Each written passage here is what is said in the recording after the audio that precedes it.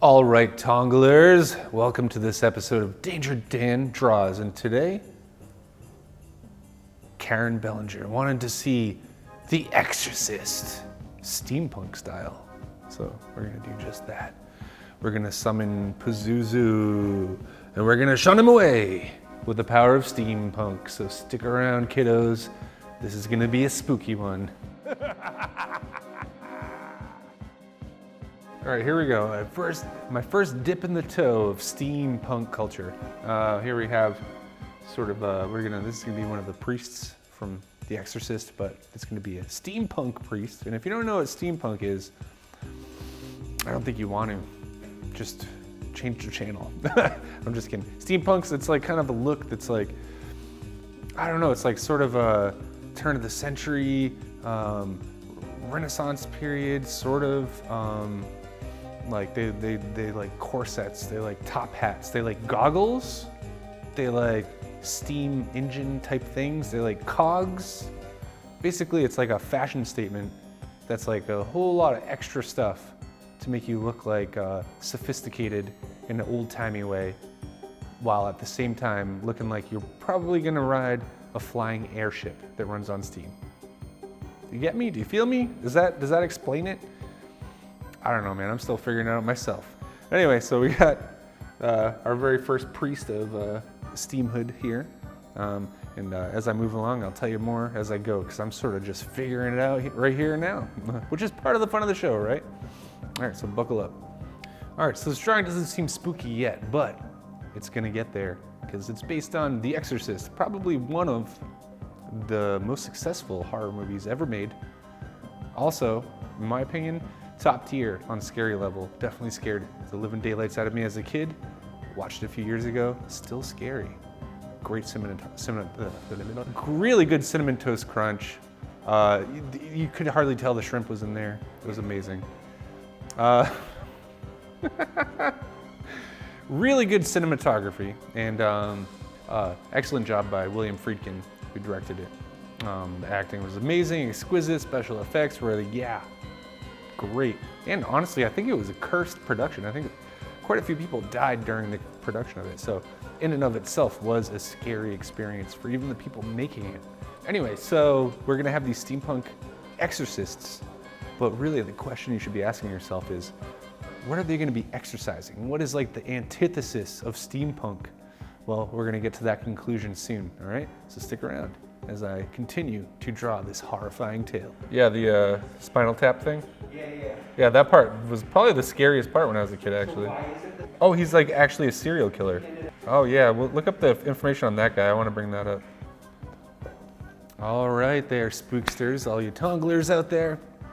So on the set of The Exorcist, there was an actual real-life serial killer on set in the background, in the hospital scene, and his name was Peter Bateson, and he actually killed some people.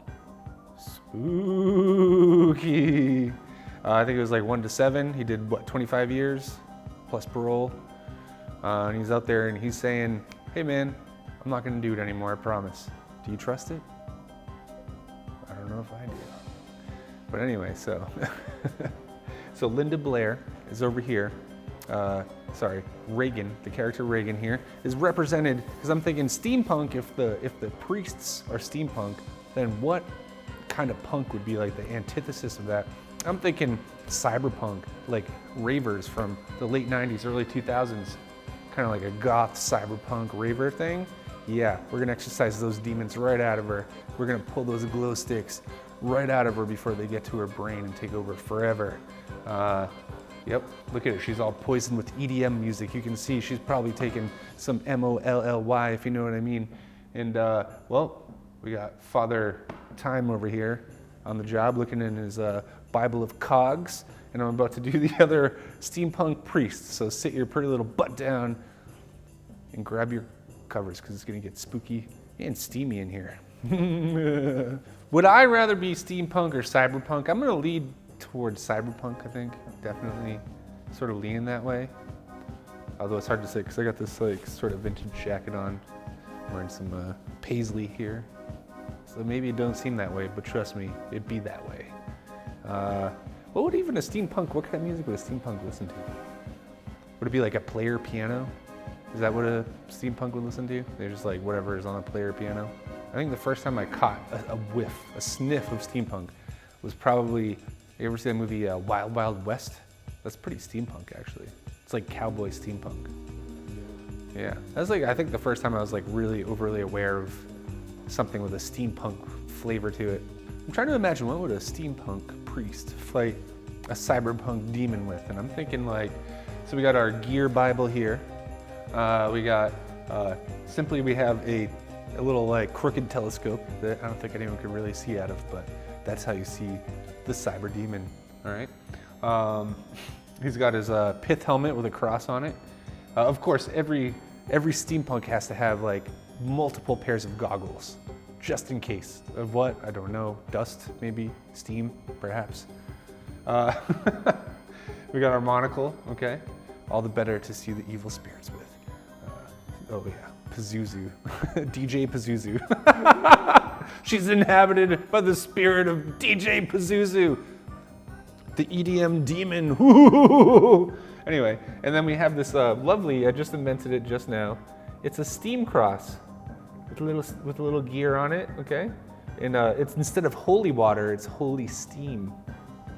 You guys like that, right? I like that. I'm pretty clever sometimes. Holy steam. It's like, you know, whatever. So here we go. We have Father Time and I don't know, Pastor whatever. I don't know. What do steampunks call themselves? Pastor Copper and the Cogmaster. Anyway. Anyway, so here we go. We have our Exorcist scene. We got steampunk versus cyberpunk, and I want to thank Karen Bellinger for daring me to do this. Super exciting, super fun. I'm pretty much gonna go home right now and watch The Exorcist, and I'm gonna be giggling to myself the whole time, imagining everything steampunk flavored. Thank you, Pazuzu, for being the greatest EDM DJ this side of film history. I'd like to thank William Peter Blatty for writing the novel The Exorcist so that this episode of Danger Dan Draws could be possible, all right? So I want to thank everybody that watched this to this point. You guys are the real heroes, all right? And don't forget to tune in again soon to Danger Dan Draws here on Tongal. And don't forget to comment with your drawing prompts, because without your ideas, the show can't continue. So let's see them, boys and girls and everyone in between. Until soon. Hey Tonglers, thanks for watching. Remember to like and subscribe for more exclusive Tongal content. And if you're a creator, be sure to visit the Tongal website at tongal.com for some exciting opportunities.